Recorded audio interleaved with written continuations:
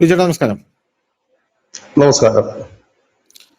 ഇനി യുദ്ധം എണ്ണയിലേക്കല്ല, വെള്ളത്തിന് വേണ്ടിയായിരിക്കും. എല്ലായിടത്തും യുദ്ധം നടക്കുമ്പോൾ മനുഷ്യരുടെ പ്രാഥമികമായിട്ടുള്ള സാധനങ്ങൾ അടിച്ച് കളയുക എന്നുള്ളതാണ് ഈ യുദ്ധം നയിക്കുന്ന ലീഡർമാർ ചെയ്യുന്ന പ്രധാനപ്പെട്ട ഒരു കാര്യം എന്ന് പറയുന്നത്. എങ്ങനെയെങ്കിലും യുദ്ധം ജനങ്ങളുടെ ഇടയിലേക്ക് എത്തിക്കുക, ജനങ്ങൾ അതുകൊണ്ട് പൊറുതിമുട്ടുക. അപ്പൊ സ്വാഭാവികമായിട്ട് ജനങ്ങൾ തെരുവിലിറങ്ങുമ്പോൾ ഒരു ആഭ്യന്തര കലാപം ഉണ്ടാവും. ഇതൊക്കെയാണ് ഇപ്പോഴുള്ള ഒരു യുദ്ധത്തിന്റെ തന്ത്രം എന്ന് പറയുന്നത്. അത് നമ്മൾ റഷ്യയിൽ കണ്ടതാണ്. റഷ്യ മോൾഡോവയിലേക്കുള്ള എണ്ണ സപ്ലൈ പോകുന്ന യുക്രൈന്റെ വാതക പൈപ്പുകളെ അടിച്ചു. മോൾഡോവയിലേക്ക് എണ്ണ എത്താതായി. അതോടുകൂടി മോൾഡോവ സമ്പൂർണ്ണമായി ഇരുട്ടിലായിപ്പോയി. മോൾഡോവയിൽ നിന്നും യൂറോപ്പിലേക്ക് പിന്നെ ഗ്യാസ് പോകാതെയായി. അങ്ങനെ യൂറോപ്പിലെ പല രാജ്യങ്ങളും പ്രതിസന്ധിയിലാകുന്ന കാഴ്ച നമ്മൾ കണ്ടതാണ്. സമാനമായിട്ടുള്ള രീതിയിൽ നമ്മൾ ഈ GCC രാജ്യങ്ങളിലേക്ക് നോക്കിക്കഴിഞ്ഞാലും ഇറാനിലേക്ക് നോക്കിക്കഴിഞ്ഞാലും കൂടുതലും GCCയിലൊക്കെ മരുഭൂമിയാണ്. അവിടെ ദുബായിലൊക്കെ എന്ന് പറഞ്ഞാൽ കടൽ വെള്ളം എടുത്ത് ശുദ്ധീകരിച്ചാണ് കുടിവെള്ളമാക്കി മാറ്റുന്നത് എന്നാണ് നമ്മൾ പഠിച്ചിട്ടുള്ളത്, നമ്മൾ കേട്ടിട്ടുള്ളത്. അപ്പൊ ഇങ്ങനെ ഒരു സാഹചര്യത്തിൽ ആ പ്ലാന്റുകൾ ഒരുപാട് അവിടെ ഉണ്ട്. അപ്പൊ സ്വാഭാവികമായിട്ടും ആ പ്ലാന്റുകളിലൊക്കെ അടിക്കുകയാണെങ്കിൽ അവിടെയുള്ള മനുഷ്യരുടെ നിലനിൽപ്പിന് തന്നെ വലിയ രീതിയിലുള്ള പ്രശ്നം സംഭവിക്കും. ഇപ്പൊ ഇന്ന് ന്യൂസ് ഇന്ത്യ മലയാളം കൊടുത്തൊരു റിപ്പോർട്ട് എന്ന് പറയുന്നത് ദുബായിൽ ഇനി 8 ദിവസത്തേക്കുള്ള ഭക്ഷണം കൂടെ മാത്രമേ മിച്ചമുള്ളൂ. ഈ ഹോർമൂസ് കടലിടുക്ക് അടച്ചിരിക്കുന്ന സാഹചര്യത്തിൽ വലിയ രീതിയിലുള്ള പ്രതിസന്ധിയിലേക്ക് ദുബായ് പോകാൻ പോവുകയാണെന്നുള്ളതാണ്. ദുബായിൽ UAE-യിലുള്ള ഇന്ത്യക്കാർക്ക് ഇന്ത്യ ശക്തമായിട്ടുള്ള മുന്നറിയിപ്പ് കൊടുത്തിട്ടുണ്ട്. അവിടെയുള്ള നിയമങ്ങൾ പാലിക്കണം എന്നാണ് ആ മുന്നറിയിപ്പിൽ പ്രധാനമായിട്ടും പറയുന്നത്. അപ്പോ കഴിഞ്ഞ ദിവസം ബിജേട്ടൻ പറഞ്ഞതാണ് ഇനിയുള്ള യുദ്ധം വെള്ളത്തിന് വേണ്ടിയായിരിക്കും എന്നുള്ളത്. സമാനമായിട്ടുള്ള രീതിയിൽ സംഭവിച്ചിട്ടുണ്ട്. അതായത് ഇറാനിലെ ജലപ്ലാന്റിൽ ഈ അമേരിക്കയും ഇസ്രായേലും ചേർന്ന് ആക്രമണം നടത്തിയിട്ടുണ്ട് എന്ന റിപ്പോർട്ടുകൾ കഴിഞ്ഞ ദിവസം പുറത്തു വന്നിരുന്നു. ഈ ജലപ്ലാന്റിൽ ആക്രമണം നടത്തുമ്പോഴുള്ള പ്രശ്നം എന്ന് പറഞ്ഞാൽ അവിടെയുള്ള ജനങ്ങളെ ഇത് ഡയറക്റ്റ് ആയിട്ട് ബാധിക്കും. പക്ഷെ ഇവർ ജലപ്ലാന്റിൽ ആക്രമണം നടത്തുമ്പോൾ അത് അവിടെയുള്ള ജനങ്ങളെ, സർക്കാരിനെ അട്ടിമറിക്കുന്നതിന് പകരം ഇവർക്കെതിരെ തിരിയാനാണ് കൂടുതൽ പ്രേരിപ്പിക്കുന്നത് എന്നുള്ളതാണ് മറ്റൊരു വസ്തുത എന്ന് പറയുന്നത്. അപ്പോൾ ഇവർക്ക് സ്വാഭാവികമായിട്ടും മനസ്സിലായി ഇറാനിലെ ജനങ്ങൾ ഒരു റെജീം ചേഞ്ചിന് നിലവിൽ തയ്യാറല്ല.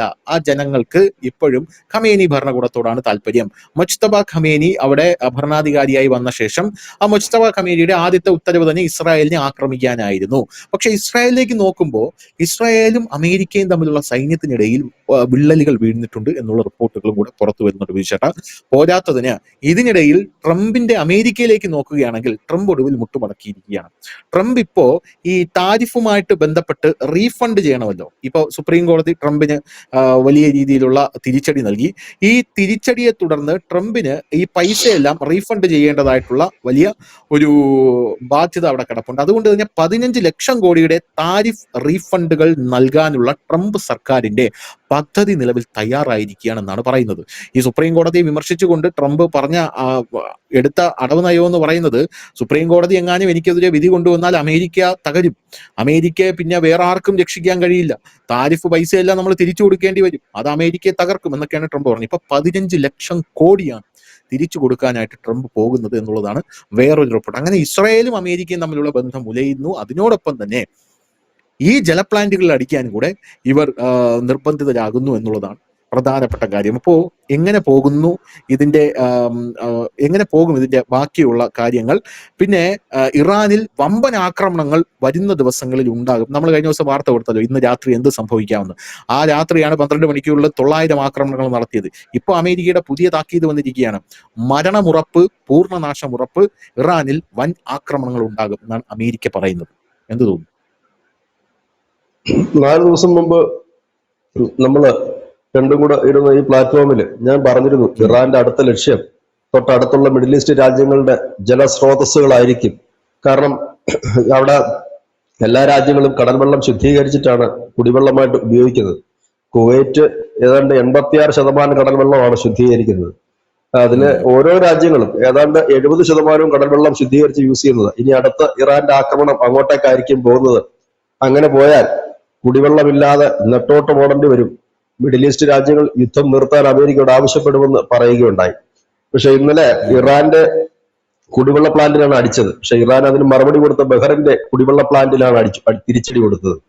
അപ്പോൾ അതിനി തിരിച്ചടി മറ്റ് ഗൾഫ് രാജ്യങ്ങളിലേക്ക് പോവുകയാണെങ്കിൽ വെള്ളത്തിന് കടുത്ത പ്രതിസന്ധി നേരിടും.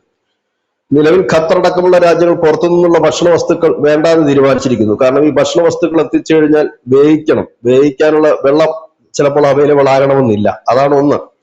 രണ്ടാമത്തെ റഷ്യയും അമേരിക്കയും ഇസ്രായേലും തമ്മിൽ ഒരു അകൽച്ചയുണ്ട് എന്ന് പറയാൻ കാരണം ഈ ഇറാന്റെ എണ്ണ പാടങ്ങളും സംഭരണികളും ഒക്കെ ഇസ്രായേൽ തലങ്ങും വിലങ്ങും ആക്രമിച്ചു.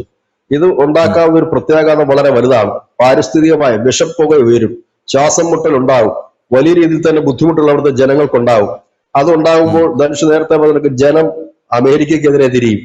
അപ്പം ഇവര് പറയുന്നത് IDF-ഉമായിട്ട് നേരത്തെ ഒരു ചർച്ച നടത്തിയിരുന്നില്ല ഇങ്ങനെ ചെയ്യുന്നതിനെ കുറിച്ച്, ഇങ്ങനെ ഈ ഓയിൽ റിഫൈനറികളും എണ്ണപ്പാടങ്ങളും കത്തിക്കുന്നതിനെ കുറിച്ച്. പക്ഷെ ഇസ്രായേൽ സ്വയം അത് ചെയ്യുകയായിരുന്നു എന്നാണ് ചില ആളുകൾ ഇതിനെക്കുറിച്ച് പറയുന്നത്. അതായത് അമേരിക്കയുമായി എടുത്ത സംയുക്ത തീരുമാനമായിരുന്നില്ല എന്ന്.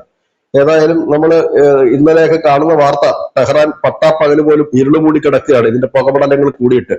ഇതുണ്ടാക്കാവുന്ന അലർജറ്റിക് ആയിട്ടുള്ള രോഗങ്ങൾ അനവധിയുണ്ട്, പരിസ്ഥിതിക്ക് ഉണ്ടാകുന്ന ബുദ്ധിമുട്ട് പലതുണ്ട്.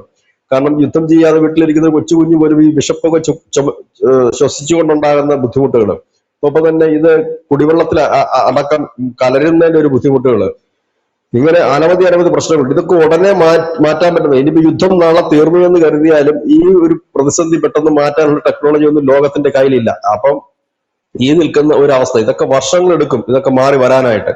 അതായത് രോഗങ്ങൾ, ദുരിതങ്ങൾ, ഇതെല്ലാം അത് വിതയ്ക്കുന്നതാണ്.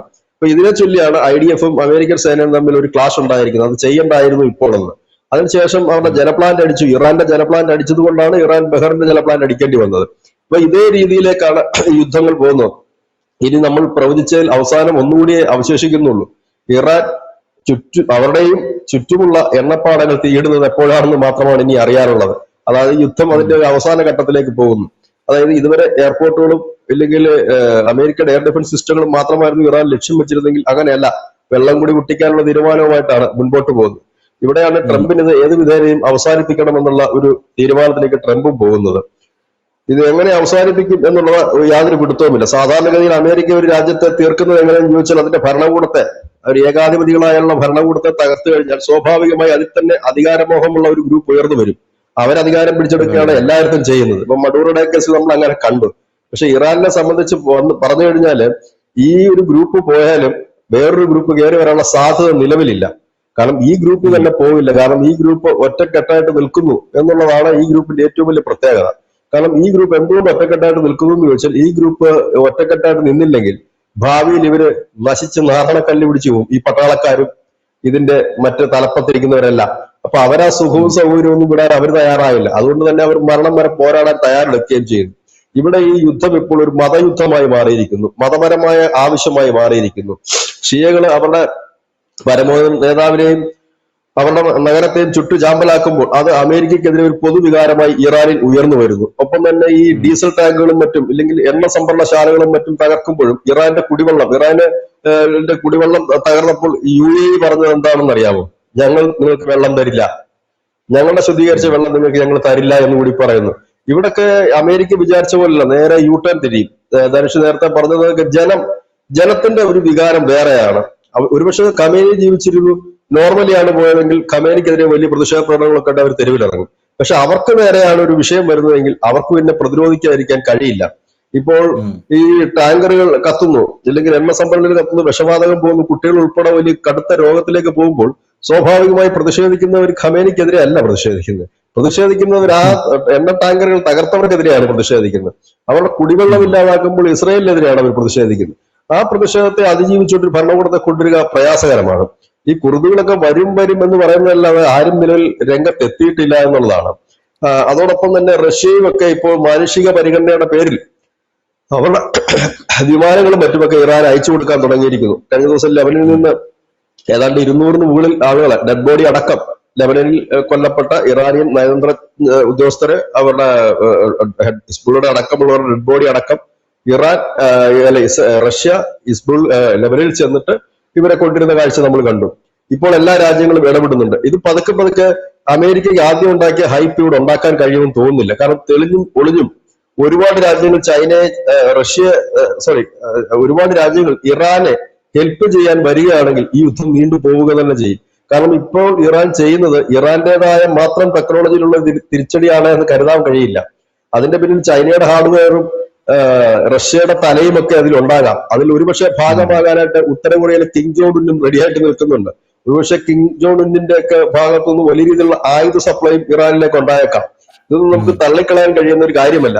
ഇവിടെയാണ് അമേരിക്ക പെട്ടത് ഒരു വ്യൂഹത്തിൽ പെട്ടത് കണക്കാം. ഇപ്പൊ ഗസയിൽ അടിക്കുന്നത് പോലെ അത്ര എളുപ്പമല്ല ഇറാനിലേക്ക് വരുന്നത്. കാരണം ഇത് ചുറ്റോട് ചുറ്റു കിടക്കുന്ന അനവധി രാജ്യങ്ങളുണ്ട്, ഇതുമായി കണക്ട് ചെയ്ത് കിടക്കുന്ന അനവധി രാജ്യങ്ങളുണ്ട്. ഇവിടെയൊക്കെയാണ് ഇതിന്റെ വിഷയം. ഇതിന്റെ വിഷയങ്ങൾ നമ്മൾ നോക്കിക്കഴിഞ്ഞാൽ ഇറാൻ ഒറ്റപ്പെട്ട് കിടക്കുകയല്ല. അതാണ് അതിനകത്ത് മറ്റൊരു ഇത്. എല്ലാവരിലും കൂടെ തിരസ്കരിച്ച് കിടക്കുകയല്ല.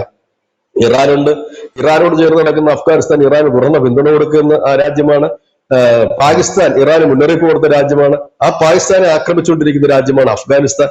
അതിന് തൊട്ടിപ്പുറത്ത് ഇന്ത്യയുണ്ട്. ഇന്ത്യയെ പോലെ ചേരിചേരാ നയമാണ് എങ്കിൽ പോലും അത്യാവശ്യ ഘട്ടങ്ങളിൽ നമ്മൾ സഹായിക്കുകയും ചെയ്യാറുണ്ട്. ഇന്നലെ ഇവിടെ ഡോക്ക് ചെയ്തിരിക്കുന്ന കപ്പലിനെ കുറിച്ച് നമ്മുടെ ബഹുമാന്യായ വിദേശകാര്യമന്ത്രി എസ് ജയശങ്കർ പറഞ്ഞത് അതെല്ലാം ചെറുപ്പക്കാരായിട്ടുള്ള സൈനികരാണ്, അവരുടെ ജീവന് വളരെ വലിയ വിലയുണ്ട്, അത് സംരക്ഷിക്കുക തന്നെ ചെയ്യും എന്നാണ് പറഞ്ഞിരിക്കുന്നത്. അപ്പോ ഇങ്ങനെയൊക്കെയുള്ള ഒരുപാട് കാര്യങ്ങൾ വരുന്നു. ഇതിനിടയിൽ പറയുന്നത് ഇറാന്റെ ഭരണകൂടം തന്നെയാണ് ഈ കപ്പൽ തകർത്തതെന്നാണ് ഇന്നലെ വന്ന ചില വാർത്തകൾ. ന്യൂസ് ഇന്ത്യ മലയാളം അത് കൊടുത്തിരുന്നു. അതിന് കാരണം ഈ കപ്പലിന് ദേന എന്ന് പറയുന്ന കപ്പലിന് അമേരിക്കൻ സൈനികർ 2 വട്ടം മുന്നറിയിപ്പ് കൊടുത്തിരുന്നു. സൈനികർ ഇതിൽ നിന്ന് പിന്മാറണം, സൈനികർ ഇതിൽ നിന്ന് രക്ഷപ്പെടണമെന്ന്. ഇതിനകത്ത് ഉണ്ടായിരുന്ന ഒരു സൈനികൻ അദ്ദേഹത്തിന്റെ പിതാവിനെ വിളിച്ച് ഈ വിവരം പറഞ്ഞിരുന്നു. ഇപ്പോൾ ആ പിതാവാണ് ഈ വിവരം പുറത്തുവിട്ടിരിക്കുന്നത്. എന്റെ മകൻ ഇങ്ങനെ പറഞ്ഞിരുന്നു, പക്ഷെ അതിന് അനുമതി കൊടുത്തില്ല. അനുമതി കൊടുത്തിരുന്നു എങ്കിൽ അവനവിടെ നിന്ന് രക്ഷപ്പെടാൻ പറ്റുമായിരുന്നു എന്ന്. 2 വട്ടം അവര് മുന്നറിയിപ്പ് കൊടുത്തതിന് ശേഷമാണ് ആക്രമിച്ചത് എന്നാണ് ഇപ്പോൾ പുറത്തു വരുന്ന വിവരം. ഇത് പറയുന്ന അമേരിക്കയല്ല, പകരം ഇത് കൊല്ലപ്പെട്ട നാവിക ഉദ്യോഗസ്ഥന്റെ പിതാവാണ്. അപ്പം ഇങ്ങനെയൊക്കെ പോകുന്നു കാര്യങ്ങൾ. അതായത് ഇപ്പോൾ ശ്രീലങ്കയുടെ ഇന്നലെ അമേരിക്ക കൊടുത്തിരിക്കുന്ന ഒരു വാണിങ് ഇവരെ പുറത്തുവിടരുത് എന്നാണ്. ഈ കപ്പലിനെയോ കപ്പൽ ജീവനക്കാരെയോ പുറത്തുവിടരുതെന്നാണ്. ഏതായാലും ഇന്ത്യക്ക് അത് ഇന്ത്യയോട് പറഞ്ഞിട്ടില്ല, പുറത്തു വിടരുതെന്നോ പുറത്തു വിടണമെന്നോ ഒന്നും പറഞ്ഞിട്ടില്ല. കാരണം ഇനി വേണമെങ്കിൽ ട്രംപിന് സമയം കിട്ടിയ ട്രംപ് പറയാം ഞാൻ പറഞ്ഞിട്ടാണ് അവിടെ കൊണ്ട് ഡോക്ക് ചെയ്തത്. അത് പറയാനും ഒരു മടിയും പുള്ളിക്കില്ല.